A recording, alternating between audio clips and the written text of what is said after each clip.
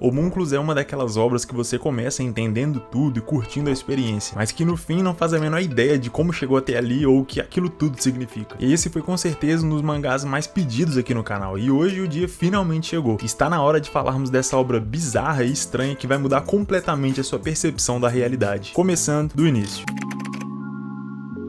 Em Homúnculos, acompanhamos a história de Nakoshi, um homem de meia idade preso entre dois mundos completamente diferentes. Isso porque ele começa a obra morando no seu próprio carro, entre um luxuoso hotel e um parque repleto de moradores de rua. Ao que tudo indica, Nakoshi era um banqueiro muito bem sucedido, mas que por alguma razão perdeu tudo. Todo o status, luxo, fama, riqueza e até mesmo a sua dignidade se foi, a ponto de ser forçado a morar dentro de um carro minúsculo e usar o banheiro público para suas necessidades. Mas, apesar disso tudo, Nakoshi se recusava a aceitar a sua nova condição como um sem-teto. Ele frequentava a roda de conversa dos moradores de rua, comia e bebia com eles, mas sempre indo embora para o seu carro quando tudo acabava, agindo como se tudo aquilo não fizesse parte de quem ele realmente era. E aqui vemos uma coisa muito interessante sobre esses moradores de rua. Todos são homens de meia idade ou idosos, pessoas que reclamam constantemente da ingratidão do seu país, que mesmo depois de terem dado a própria vida para construir aquela grande nação, estavam agora renegados aos restos da sociedade, sem apoio nem sequer dignidade. E isso é um problema real no Japão,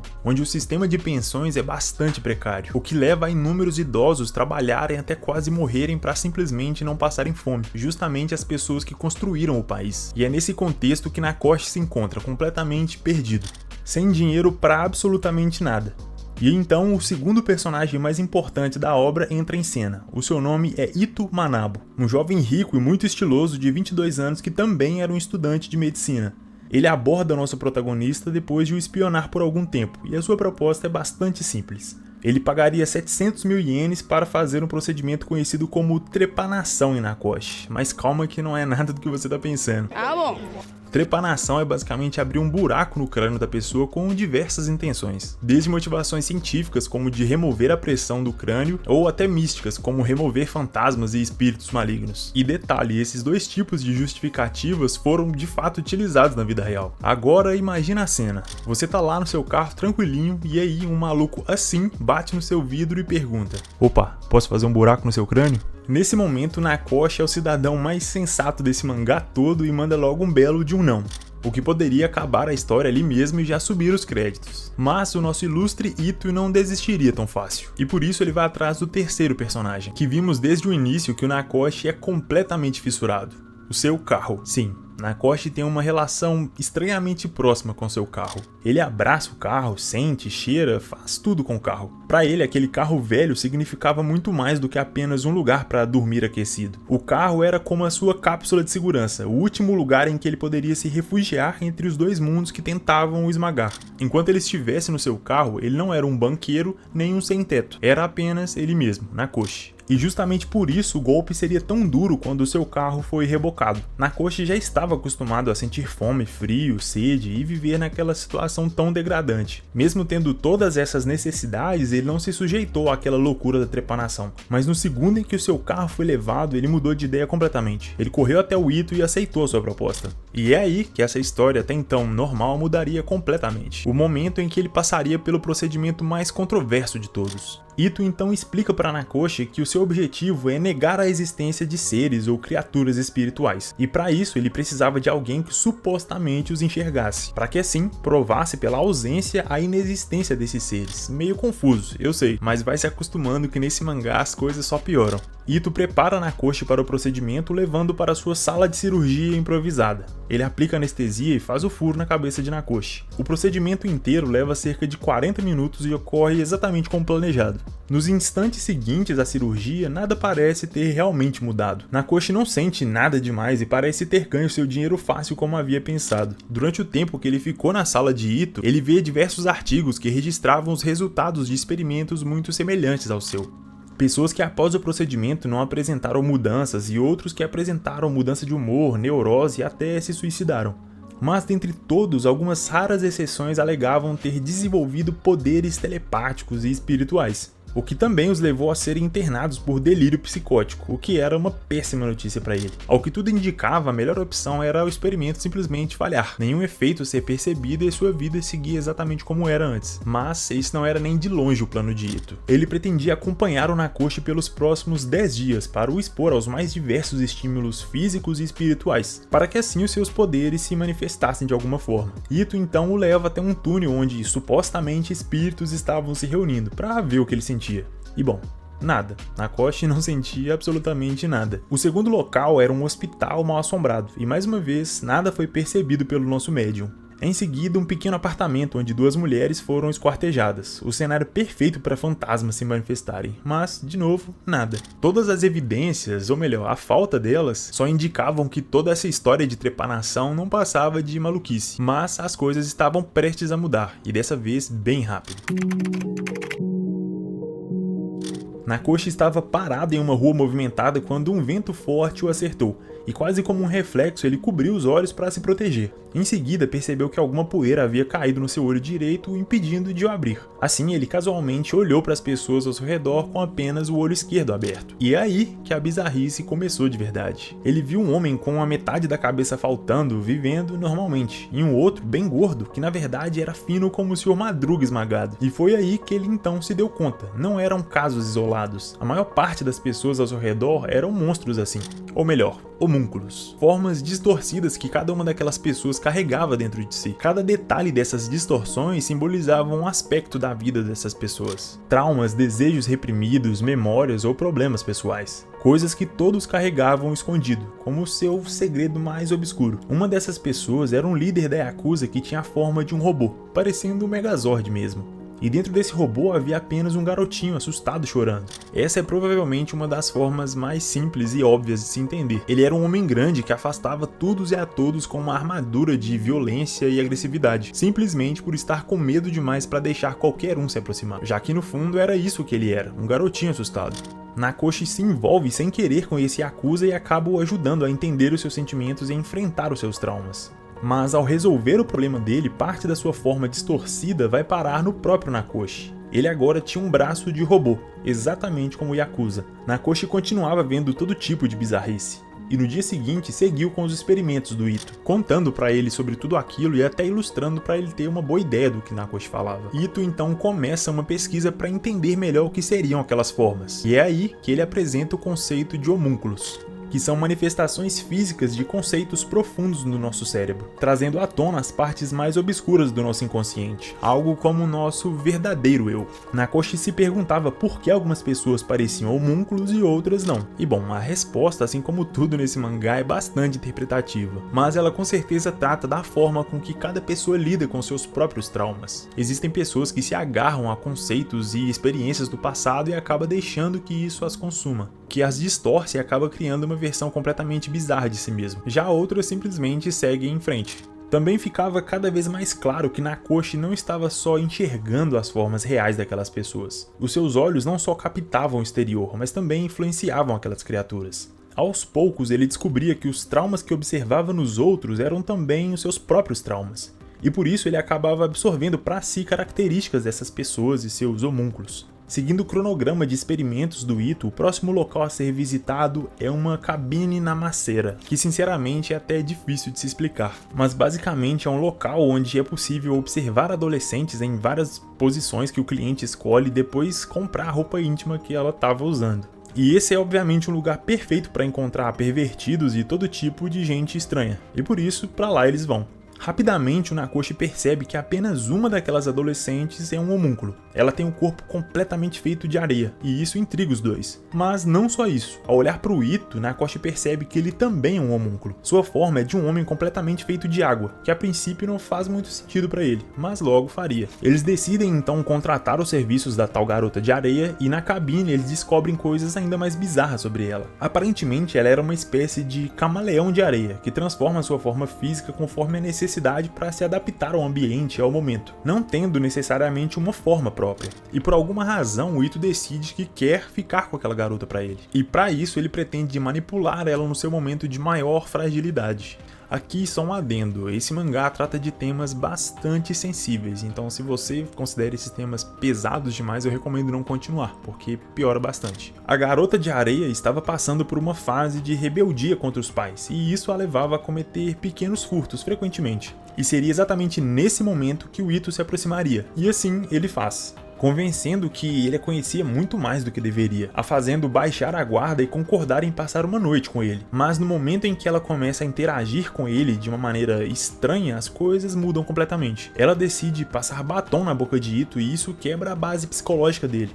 O seu homúnculo feito de água começa a vazar por toda parte, até que ele não aguenta e foge dali. A garota de areia havia descoberto, através do jeito que o Ito agiu, que ele era na verdade virgem, e que por isso toda aquela situação o deixava extremamente desconfortável, e por isso ele fugiu. Enquanto o Ito tá desaparecido, nós conhecemos um pouco mais sobre a garota de areia. Ela tem pais em uma casa boa, uma família bem tradicional japonesa. Eles a pressionam a estudar e a se comportar como uma boa menina, o que a leva a desenvolver vários distúrbios comportamentais e de personalidade, a ponto de ela não saber quem ela é de verdade, se tornando um amontoado de areia, ou melhor, de símbolos, já que Nakoshi acaba descobrindo que tudo aquilo que dá a ela forma são na verdade pequenos símbolos, não areia de verdade. Os símbolos que a formavam se embaralhavam entre letras e números sem dar nenhum tipo de sentido para ela, exatamente como ela se sentia por dentro, bagunçada e sem nexo. Depois do típico jantar em família, a garota se levanta e vai pro banheiro. Lá ela começa a se cortar e tomar do próprio sangue, tudo sem expressar nenhuma reação. Claramente ela estava desesperada para sentir alguma coisa, mesmo que isso fosse dor. Mas tudo que ela sentia era o vazio, e isso se conectava com Nakoshi, que ao mesmo tempo estava em seu carro se estimulando, vamos dizer. E quando ele finalmente conseguiu chegar lá, ambos fizeram a mesma coisa. Ela cheirava e bebia do próprio sangue e ele, fazia a mesma coisa com o seu fluido corporal. Isso mostrava que cada vez mais Nakoshi se afundava nos seus próprios traumas e desejos. E durante toda essa confusão, o celular da garota de areia acabou ficando no carro de Nakoshi, que foi até a casa dela para devolver. Mas ao chegar lá, ela entra no carro e diz para ele dirigir, para levar ela para longe dali, já que afinal ela não aguentava mais toda aquela pressão dos seus pais, principalmente da sua mãe, que a pressionava para ser uma boa menina e fazer tudo conforme a cartilha. Quando Nakoshi vai entregar o celular para ela, a mão de areia dela começa a deslizar pela dele como se tentasse agarrar, e por isso ele grita enojado e irritado com a situação. Ela, por sua vez, grita com Nakoshi por ter lido as suas mensagens e invadido a sua privacidade. Mas quanto mais ela grita, o seu homúnculo toma uma forma diferente. No seu rosto aparece isso. E nesse momento ela pergunta para Nakoshi o que ele pretende fazer com ela, insistindo na pergunta enquanto encara. O rosto dela literalmente se transformou em pernas abertas em uma posição muito sugestiva, e isso obviamente deixa o Nakoshi extremamente perturbado e desconfortável com a situação, até o ponto em que a cabeça dela cai do seu pescoço e vai parar embaixo da sua saia. Então Nakoshi diz que sabe o que ela realmente quer, e assim ele começa a agarrar a garota de areia contra sua vontade. Durante todo o processo, seu rosto é uma mescla de susto, medo, desprezo, nojo, raiva. Por mais que ele tente tocar o corpo dela, sua mão atravessa o seu corpo de areia, até que finalmente a garota começa a retribuir a Nakoshi, enquanto pergunta o que assusta tanto nela. E o fim dessa sequência é com o Nakoshi forçando o ato com a garota, que é uma cena bastante perturbadora e pesada, e tudo é muito cheio de simbolismos e falas subliminares. Nakoshi age como se estivesse fazendo uma ação divina, dando forma a uma coisa disforme, amoldando conforme a sua própria vontade. Mas no fim ele percebe que não havia conseguido acabar com aquela forma repleta de símbolos. E por fim ele acaba percebendo que a garota de areia representava na verdade todas as mulheres que ele já havia dormido, todas as relações vazias e sem significado que ele teve, que não conseguiam preencher de maneira alguma o vazio do seu próprio ser. No fim das contas, a garota de areia conseguiu se livrar dos seus símbolos, se aceitando a partir dessa relação bizarra e doentia com o Nakoshi. Ele, por sua vez, absorveu dela a perna de areia. Ele estava ficando cada vez mais disforme, o que aparentemente o levaria a um caminho sem volta. Mas antes de conhecermos mais do seu futuro, é hora de conhecer o passado de Nakoshi e quem ele realmente era. No começo da história, conhecemos um homem sem teto que vive entre dois mundos. Uma realidade desoladora que ele se recusa a adentrar e um passado vazio que ele se recusa a voltar. E essa é a descrição perfeita do passado do Nakoshi. Ele de fato era um banqueiro de sucesso, e por isso tinha muito dinheiro, fama e prestígio. Estava sempre acompanhado de diversas mulheres extremamente bonitas que ele levava para o hotel de luxo ao lado da rua. Lá ele as presenteava e dava todo o luxo que o seu dinheiro poderia proporcionar. E assim, pouco a pouco, ele se tornou apenas isso, um cara rico e excêntrico. Alguém que por mais que tivesse acesso a tudo e a todos, continuava vazio por dentro. Nem todo sucesso, carros de luxo ou modelos poderiam preencher o seu vazio interior. Tanto que mesmo estando dentro do seu Porsche caríssimo, ele continuava com o mesmo costume doentio, buscando uma forma de sentir alguma coisa. E isso fica muito claro quando descobrimos que ele na verdade se demitiu desse seu emprego que pagava tão bem. Nakoshi escolheu por livre e espontânea vontade deixar para trás a sua vida, sair em busca de algo diferente, algo que fizesse sentido. Mas por que fazer isso? Por que assim do nada? Bom, tudo começa quando descobrimos que em Nakoshi nem mesmo seu rosto era real. Ele havia feito uma série de cirurgias plásticas quando mais novo para ter uma aparência mais bonita, algo que ele gostasse de verdade. Tudo na esperança de se enxergar quando se olhava no espelho. Depois das cirurgias, ele queimou todas as fotos do seu antigo eu, tentando apagar da existência quem ele havia sido um dia. Uma tentativa desesperada de mudar, o que deu certo em partes. Ele finalmente havia conseguido atrair a atenção das pessoas. As mulheres finalmente olhavam para ele e agora ele era popular. Com isso, tudo começou a dar certo, até que ele percebeu que na verdade ninguém ali estava realmente olhando para ele, mas sim através dele, como se todos enxergassem o que ele poderia proporcionar e não quem ele realmente era. Os amigos só viam as noites de bebida, os colegas só pensavam em se beneficiar no trabalho, e as mulheres apenas nos bens que ele as daria em troca da sua companhia. Nakoshi era, no fim das contas, um homem completamente invisível, e por isso ele decidiu destruir aquela vida falsa. O que é bastante irônico, já que o seu trabalho era basicamente destruir outras empresas através de empréstimos bancários, tirar tudo o que eles tinham e crescer nesse processo de devorar outras companhias. Uma de suas acompanhantes questiona sobre o que acontecia com as centenas de funcionários dessas outras empresas que ele destruía, pessoas que dependiam dos seus empregos para alimentar as suas famílias. E então Nakoshi friamente diz: "Eu apenas acabo com as empresas, o que acontece a partir daí não me interessa." E isso mostra os efeitos de viver essa vida de mentiras, onde as consequências parecem não importar de verdade. Nakoshi se lembra de observar do alto do hotel de luxo um senhor sentado num banco do parque lendo. E agora, muito tempo depois, ele lá embaixo, junto com os outros sem-tetos, pergunta sobre quem era aquele senhor. O homem sem nome que todos os dias sentava ali e olhava fixamente para o seu livro. Os outros moradores de rua então o reconhecem e indicam para Nakoshi que ele na verdade estava olhando para um álbum de fotos e mostram para ele onde ficava sua antiga tenda. E assim ele vai até lá. Por alguma razão, Nakoshi sentia que precisava saber mais sobre esse misterioso homem. E ao encontrar o seu álbum de fotos, ele tem uma lembrança que o quebra profundamente. Nakoshi se recorda de ter pego um táxi em algum momento no passado para outra cidade mais no interior. E durante o trajeto, o motorista diz que imagina que ele deve ser de um grande banco, a julgar pelas suas roupas de luxo, e que ele também já havia feito parte de uma grande companhia de seguros, na verdade uma das 5 maiores, o que automaticamente faz com que o Nakoshi reconhecesse que aquele senhor era um funcionário de uma dessas tais empresas que ele já destruiu no passado. Ele então questiona ao senhor o que ele fazia ali, ao que ele explica que a sua antiga empresa faliu, sua esposa pediu o divórcio e ele se viu obrigado a se tornar um taxista para não morrer de fome. Aquele senhor era ajudado pelo seu filho que tinha conseguido um emprego na região e que agora dependia dele para sobreviver. E o pior de tudo é que isso havia destruído completamente a relação entre eles, e que agora eles mal se falavam em casa. O senhor então finaliza dizendo que no fim das contas o seu filho havia perdido todo o respeito que tinha por ele. Nakoshi, ao ouvir isso e saber que é sua culpa, ele quebra completamente. Ele sabia que aquela era uma das dezenas, se não centenas de vidas que ele mesmo havia destruído. Por mais que não sentisse ou não se importasse antes, as suas ações realmente tinham um impacto na vida das pessoas, por mais que ele não quisesse aceitar.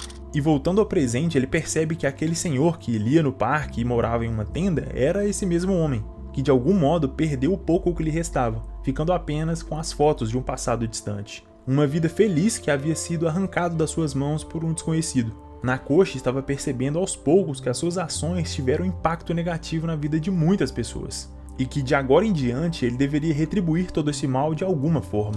Usar as suas habilidades de ver homúnculos para ajudar as pessoas, mesmo que isso destruísse completamente. Nakoshi continuava vendo muitos homúnculos por toda parte, mas havia um em especial que esteve sempre ali e ele ainda não havia lidado com ele diretamente. Esse era o homúnculo do seu amigo Ito, o homem completamente feito de água que agora Nakoshi sabia ser a forma do pai de Ito, e dentro dele um pequeno peixinho que representava o próprio Ito. Nakoshi já havia tentado entender esse homúnculo de diversas maneiras, através de todas as formas que conhecia, mas dessa vez ele queria tentar algo novo, algo diferente que ele havia visto de relance no homúnculo peixe. Ito deveria se vestir como uma garota. Saia, peruca e até maquiagem. Tudo para encenar algo que o seu homúnculo havia demonstrado. Ito resistia de todas as formas, dizendo que não tinha problema de identidade de gênero e que aquilo seria vergonhoso, mas no fim ele aceita. Eles então vão jantar no luxuoso hotel, cada um no seu respectivo papel. E tudo ocorre de maneira estranha como era esperado, até que Ito começa a ver nas mulheres ao redor trejeitos de personalidade e comportamento que começa a imitar. O jeito de segurar e beber a taça de vinho, o jeito de manter as pernas e até mesmo o retoque da maquiagem no banheiro durante o encontro. Todas as coisas que para ele eram essenciais para uma mulher.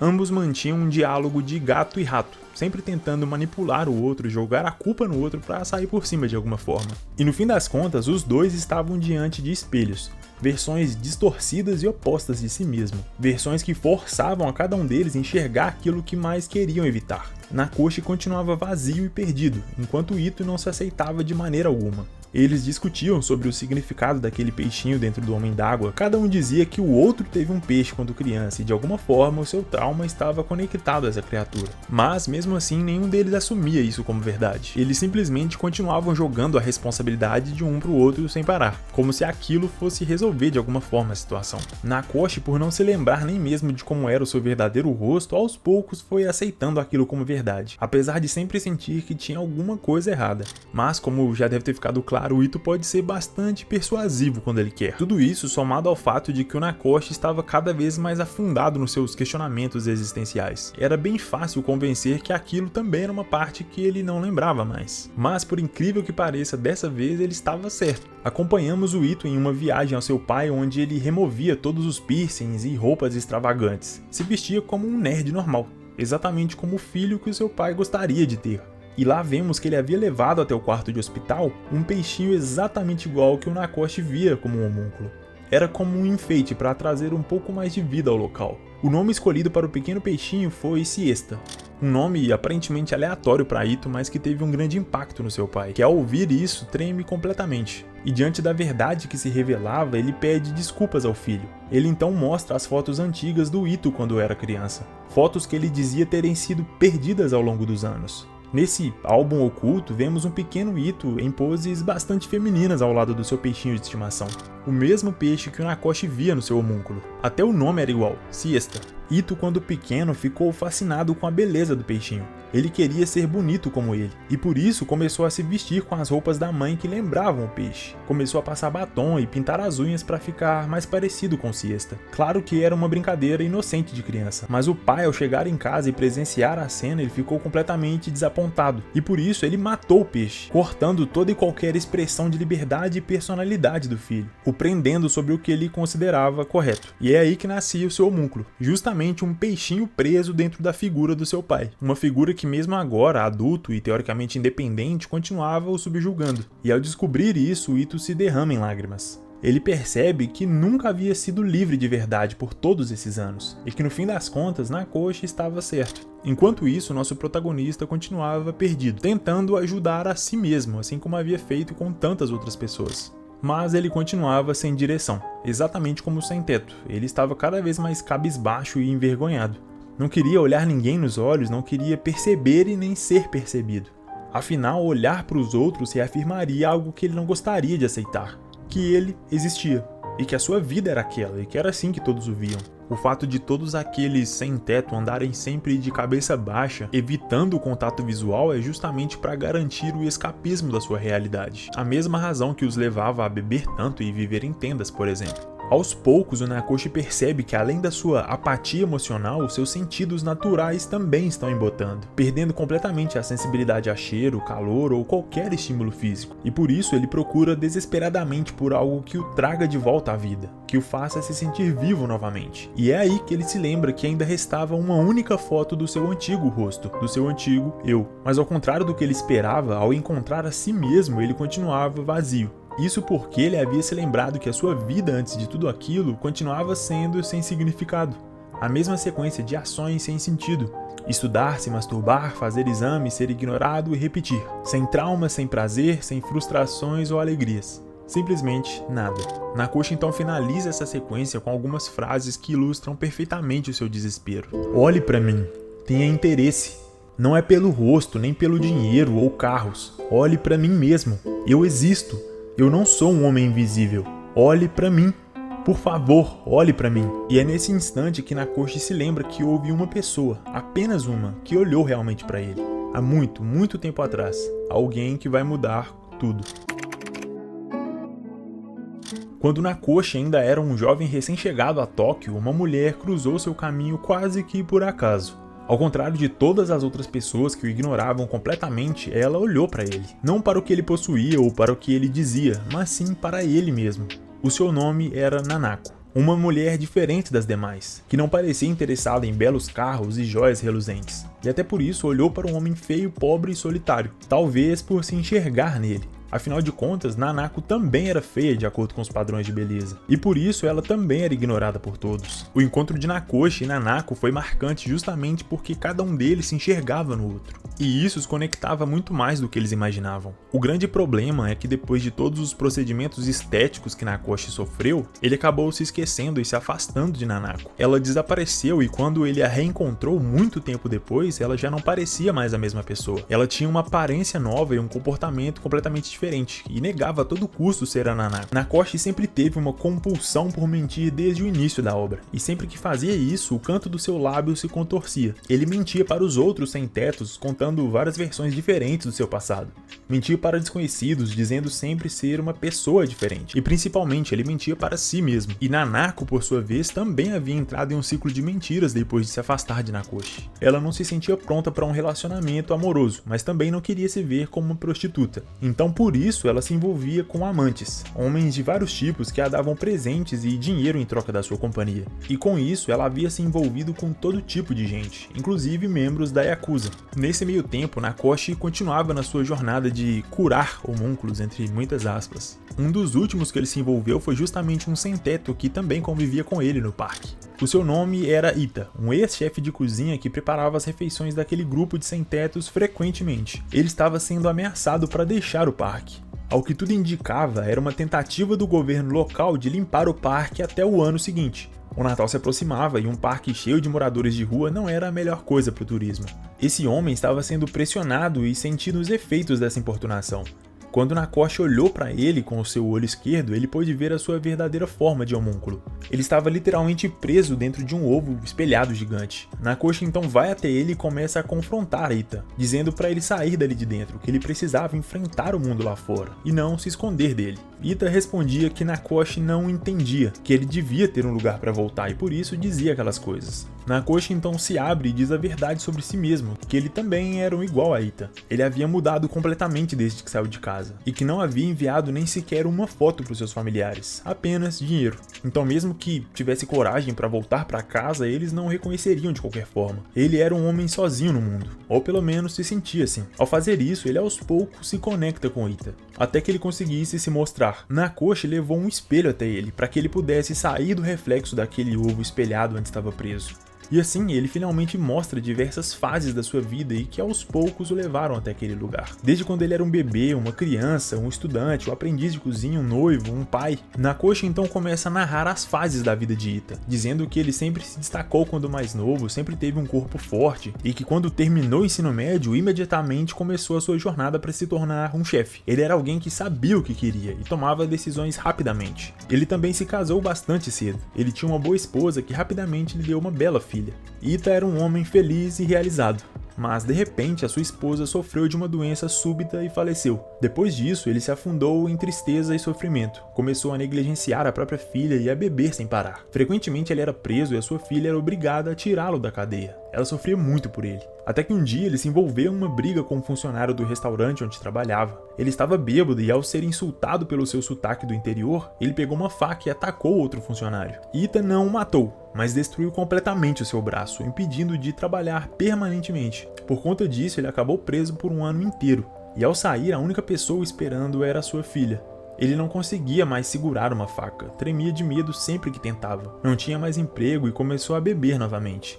Assim, as dívidas vieram e nada mais importava. E foi por isso que Ita foi parar naquele parque. Ele abandonou a própria filha e fugiu para ali, com a intenção de morrer a qualquer momento. Nakoshi então o confronta sobre ter deixado a sua filha para trás. Ele diz que Ita tem sim um lugar para onde voltar, que ele tinha alguém o esperando, que só precisava voltar para ela e tudo estaria bem. Ao ouvir isso, Ita desaba a chorar. Ele havia finalmente enfrentado seu trauma. Mas, como de costume, Nakoshi havia absorvido mais um homúnculo. Agora a sua cabeça havia se tornado como aquele ovo espelhado. Pouco a pouco ele perdia sua identidade e se tornava um amálgama de todas aquelas criaturas estranhas. Nakoshi conseguiu ver Ita, e Ita conseguiu ver o Nakoshi. Essa foi a chave para essa troca que eles tiveram nesse momento. Mas, infelizmente, aquilo não foi o suficiente para salvar Ita. Na manhã seguinte, ele foi encontrado enforcado em uma árvore do parque. Nakoshi então diz enquanto chora, ele só precisava de um pouco de coragem para voltar para casa. E é então que um dos sem-tetos mais velhos chama a atenção de Nakoshi. Aqui,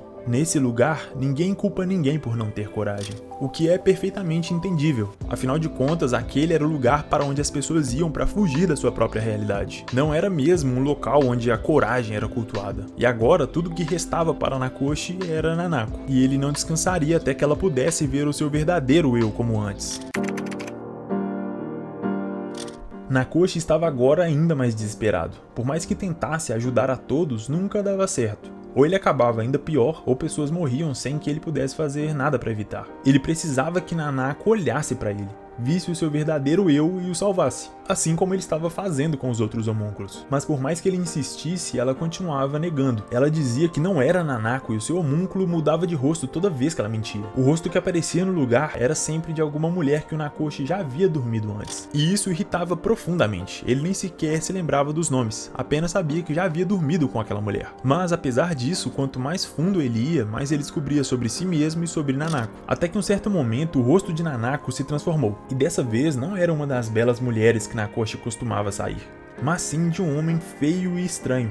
Ele tinha um nariz de porco, olhos caídos e dentes feios, além de uma grande verruga no nariz. O mais estranho é mesmo que tentasse, Nakoshi não conseguia reconhecer aquele rosto. Era como se fosse uma parte da sua memória que ele estava tentando esquecer a todo custo. Mesmo assim, ele continuava julgando Nanako por suas mentiras, dizendo para ela parar de mentir, que não iria conseguir nada real com todas aquelas máscaras. E é nesse momento que Nanako explode com ele. Ela grita mandando ele se fuder, dizendo que essa tal verdade que ele tanto busca nem sequer existe, que tudo que existe é o que ele está vendo diante dos seus olhos. Pessoas são sempre iguais. Mentiras, mentiras e mais mentiras, é tudo que vem. Você não é diferente. Eu mudei o meu rosto esperando que isso fosse mudar alguma coisa, mas olha pra mim agora.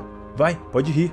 No fim, não tem uma única pessoa que olhou pro meu coração. E tudo que eu posso ver são os rostos das pessoas, seus bens e seu dinheiro. Nakoshi não acreditava em suas palavras. Afinal, ela havia visto seu rosto antes. Ela viu o homem por trás das máscaras. Como tudo seria mentira? Não pode ser verdade. E é aí que tudo se conecta, literalmente. O rosto feio e irreconhecível que Nakoshi via, na verdade era o seu próprio rosto antes da cirurgia. Nanako também tinha um rosto feio e distorcido, assim como ele, e por isso eles puderam ver além das máscaras. Eles tiveram um relacionamento, um que gerou até mesmo um filho, mas que por alguma razão, com o tempo, Nakoshi passou a fugir dela. Ao olhar para o seu rosto, o seu olhar se desviava para mulheres bonitas ao fundo. Ele sempre via homens bonitos presenteando mulheres bonitas e todos sendo felizes juntos. Ele queria aquilo para si. Era Natal e ele queria ser bonito e estar com uma mulher bonita, chegando a ponto de cobrir o rosto de Nanako enquanto eles transavam para não ver o que havia por baixo da sua mão. E foi nesse momento que Nakoshi escolheu mudar, fazer as cirurgias que mudariam não só quem ele parecia ser, mas também quem ele realmente era. Ele queimou as fotos do seu antigo passado, destruindo todas as ligações que possuía com tudo aquilo, o que incluía Nanako e o seu filho que ainda não tinha nascido. Nakoshi sabia da gravidez, e mesmo assim escolheu fugir, deixando Nanako e seu filho para trás. Fugir da sua realidade parecia muito mais fácil do que encará-la, e isso fazia dele uma pessoa horrível e egoísta. E ele sabia disso. Mas agora era diferente. Ele não desejava mais fugir. Ele queria olhar para Nanako. Ele queria que ela olhasse para ele de volta. Ela então diz que não consegue mais ver o coração das pessoas como antes, que tinha perdido a sua habilidade. E é então que Nakoshi diz que sabe exatamente como devolver a habilidade de Nanako. Nakoshi a leva para um quarto do hotel de luxo e a prepara para fazer uma trepanação.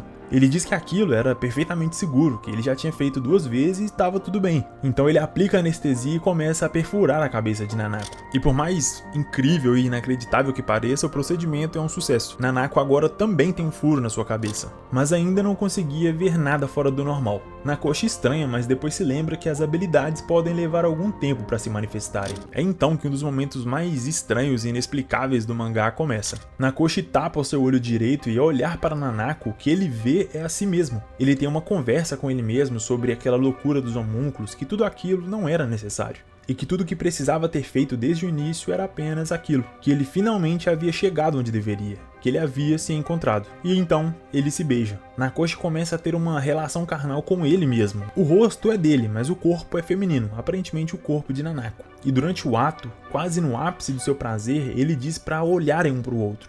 E é então que Nakoshi se transforma em Nanako. E dessa vez são 2 Nanakos. E bom, aqui é completamente interpretativo. O que eu interpretei da cena é que o desejo mais profundo dos dois era de fato encontrar a si mesmo. E por isso, no momento mais íntimo que pode acontecer entre 2 pessoas, eles viam a si mesmo. Era como se eles estivessem se conectando com a sua própria essência durante o ato. Logo em seguida, Nakoshi desperta e vê que Nanako continua dormindo. Ele então parte para buscar comida e ao sair na rua, ele começa a ver a si mesmo no rosto de várias pessoas. Era como se ao invés de ver homúnculos, ele visse a si mesmo.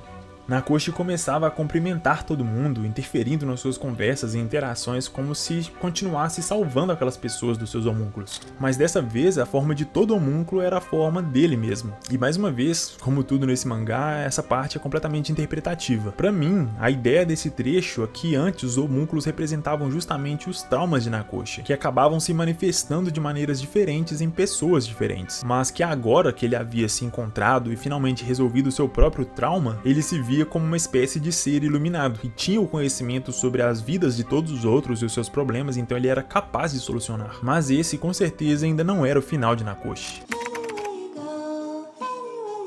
Depois de tudo isso, temos um time skip de 1 ano. Nakoshi agora está com seu carro estacionado perto da praia onde costumava ir para pensar. Ele parece estar bem estabelecido no local, já que suas tralhas parecem ter aumentado ainda mais, tem roupa secando e um pequeno varal e ele está completamente diferente. Nakoshi agora usa barba, um tapa-olho e um turbante na cabeça. Ele tem um semblante de paz e tranquilidade. E é nesse momento que o seu velho amigo Ito aparece vestido de mulher. Nakoshi o elogia dizendo que ele ficou ainda mais bonito, e com isso Ito cora de vergonha. Ele então questiona se o Ito teria ido até lá para vê-lo. Ito não entende a pergunta de primeira, e nós, leitores, também não, mas a intenção de Nakoshi fica logo clara quando ele explica o que quer dizer em seguida. Ao tirar o turbante da cabeça, ele diz: "Eu estou cansado de olhar." Na sua cabeça vemos diversos curativos de trepanação. Ele havia feito vários outros furos no próprio crânio. Diz que não pôde fazer a tal da Nanako olhar para ele, que ele esteve procurando por todo aquele tempo alguém que olhasse de verdade para ele.